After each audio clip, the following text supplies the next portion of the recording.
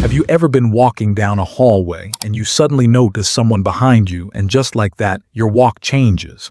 You're not doing anything wrong. You're just walking.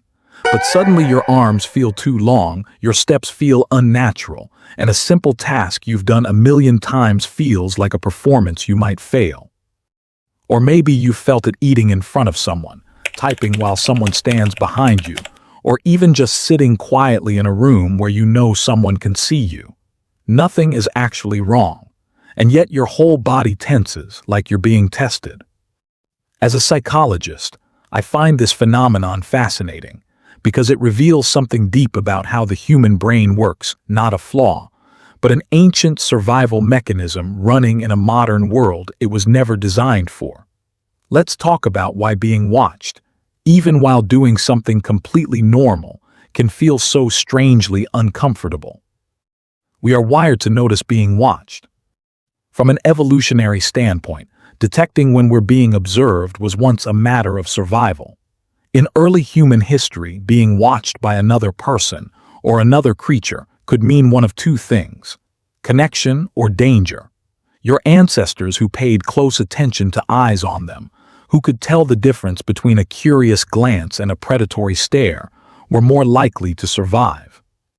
This is why humans have something researchers call ** gaze detection sensitivity *. We're remarkably good, almost instinctively, at sensing when someone's eyes are on us, even in our peripheral vision. That sensitivity hasn't gone away just because modern life is, for the most part, much safer. Your nervous system still treats being watched as information worth reacting to, even if the threat today is just someone glancing at you while you tie your shoe. The spotlight effect. You're the star of a show no one else is watching. There's a well-documented psychological phenomenon called the ** spotlight effect. Our tendency to dramatically overestimate how much other people notice and evaluate us. In studies, people consistently believed that others were paying far more attention to their appearance, mistakes, or behavior than they actually were. Here's the strange part. While you're hyper-aware of being watched, the person watching you is very likely thinking about themselves. Their own worries, their own to-do list, their own self-consciousness. We're all walking around assuming we're the main character in everyone else's story, when in reality, most people are far too absorbed in their own spotlight to notice yours. Understanding this doesn't make the feeling disappear instantly, but it does something important. It puts a crack in the illusion. The eyes you feel burning into you are usually far less focused on you than your anxious brain insists. Self-consciousness splits your attention. Normally, when you walk, eat, or type, these actions run on something like autopilot controlled by procedural memory, the same system responsible for habits and muscle memory. You don't consciously think, now lift the left foot, now swing the right arm. Your brain handles it seamlessly in the background. But the moment you know you're being watched, something shifts. Part of your attention moves away from the automatic action and towards self-monitoring. Essentially, your brain starts narrating and evaluating your own behavior in real time. Psychologists sometimes call this self-focused attention asterisk. And here's the irony. The very act of monitoring yourself disrupts the automatic process that made the action smooth in the first place. That's why your walk suddenly feels clunky, your voice sounds strange in your own ears, or your hands feel unsure holding a fork. You're not actually doing it wrong. You're just doing it while simultaneously watching yourself do it, and that split attention is what creates the awkwardness. Social evaluation feels like a real threat to your brain. Human beings are deeply social creatures, and for most of our history, being judged negatively by our group wasn't just uncomfortable. It could mean exclusion, and exclusion could mean death. Your brain still carries that ancient wiring. Brain imaging studies have shown that social rejection, and even the anticipation of judgment, can activate some of the same neural regions involved in physical pain. This is why the possibility of being perceived as awkward, weird, or off, even doing something as mundane as walking past someone, can trigger a genuine stress response. Your body doesn't always distinguish between someone might silently judge how I eat this sandwich, and there's an actual threat here. The alarm system fires the same way. Self-consciousness isn't weakness. It's often tied to empathy. Here's something comforting.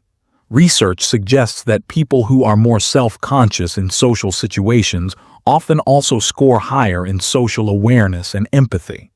You're sensitive to being observed partly because you're wired to care about how you come across to others, and by extension, how your behavior affects them. In other words, this discomfort isn't a defect.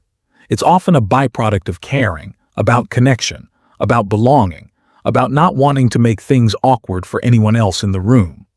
The same wiring that makes you cringe when someone watches you walk is closely related to the wiring that makes you a thoughtful, attentive person in relationships.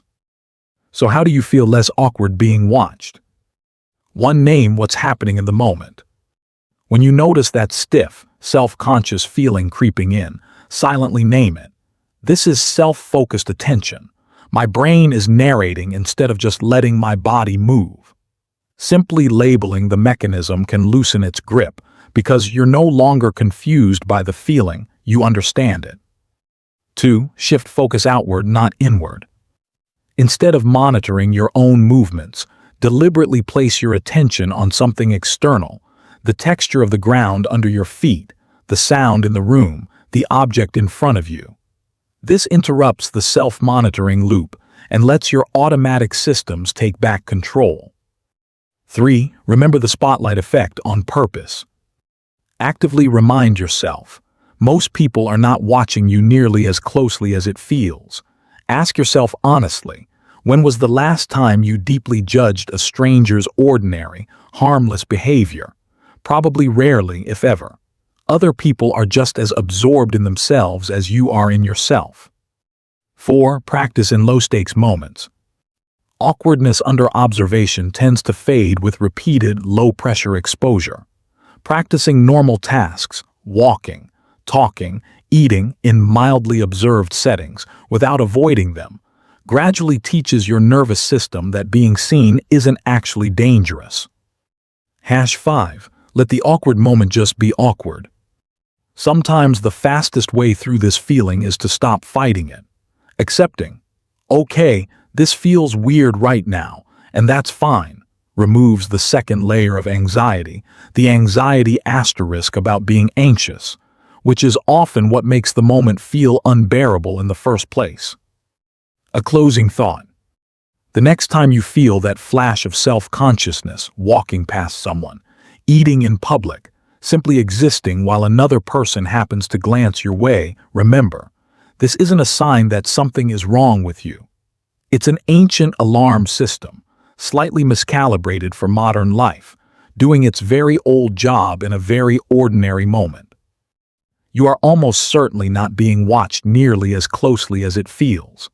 And even in the moments when you are, most people are far kinder and far less critical in their observations than the voice in your head assumes. You're allowed to walk a little clumsily. You're allowed to feel seen without it meaning something is wrong. Being human in front of other humans was never supposed to be flawless. It was only ever supposed to be real.